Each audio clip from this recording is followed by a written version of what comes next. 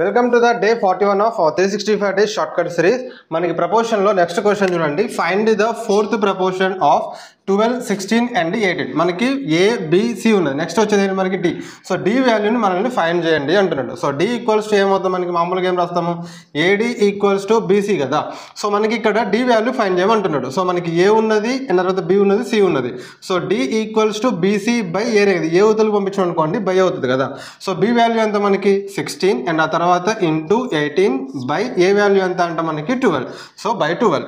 So 6 1 6, 6 2 and ఆ తర్వాత 6 3 2 1 2 8 8 3 ఎంత అంటే 24. లేదు అంటే మీరు డైరెక్ట్గా ఇక్కడ ఇలానే ఉంచుకొని కూడా రాసుకోవచ్చు. ఎలా, సో ఈ రెండింటిని ఇంటూ చేస్తాం, ఈ రెండింటిని ఇంటూ చేస్తాం. So 12 into D equals to 16 into 18.